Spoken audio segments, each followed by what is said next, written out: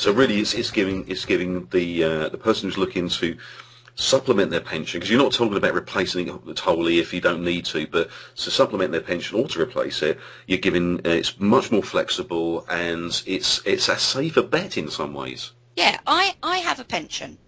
And I think everybody that is, forward thinking should have a pension, because I'm not saying stop, don't have a pension.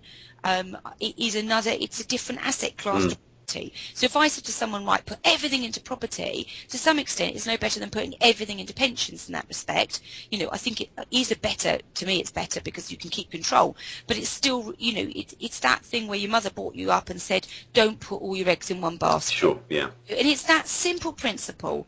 And I'm not, when people think they're diversifying the stock market, they don't, because what they're diversifying is across different share funds, but you're still in the stock market, you're still in stocks and shares.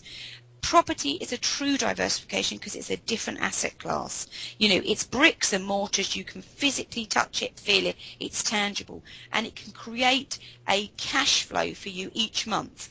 Whereas when you put into a pension, I'd say I believe you need to do it, but if you think, right, do I put extra into my pension because the projection is not what I need it to be, or do I put that money somewhere else? That's where I think you should put it into. So it's really a good alternative to just doing a pension. If you've got property as well, you've got two different strings to your bow, and property could be the thing that gives you the extras in life that makes your life, I don't know, a bit better in retirement, because that's what we all want, isn't it?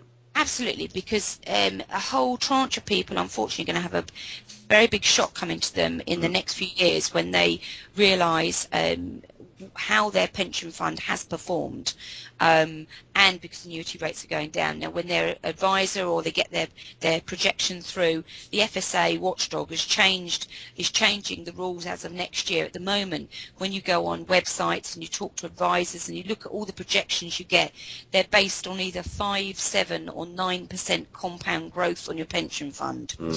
Now, a traditional website, they all tend to open up on the 7%. That's what the figure you get when you go in just from the front screen. Now, the stock market hasn't performed at 7% for years and years and years in an average fund. As I already said, it's averagely 3%. So what the FSA watchdog is saying is this is giving wrong... misleading information. Misleading. Yeah. People think they're going to get 15,000 and actually they're going to get 8, that sort of thing. And the average family say they want 24,000 per annum to live off when they retire. That's what research has shown. Now, you've got your state pension, assuming it's still going to carry on for most people, around the 4,300 mark. You get extra bits for, depending on what allowances you're allowed, but that's the base state pension for a single person. But then you've got to find a gap between that and another £20,000. And pensions do give you a good amount in there. That is something. But if the FSA is saying the new rules, they've got to do a 3% projection on growth, 5 and 7. So you've got to bring them all down. So that's more realistic on what you're going to actually achieve in the stock market going forward, and then obviously annuity rates. So property just gives you another string to your bow, which sits outside of those two pension areas, and it can be something that will increase with inflation. It will go up, the property prices will rise. There's lots of different advantages of it, to have it as a string to your bow. That's brilliant, and I think that's sort of rounded it off quite nicely, and I think people are really going to be fascinated with this whole series of recordings we're going to be doing. So come back to the blog and listen to these. How can people get hold of you?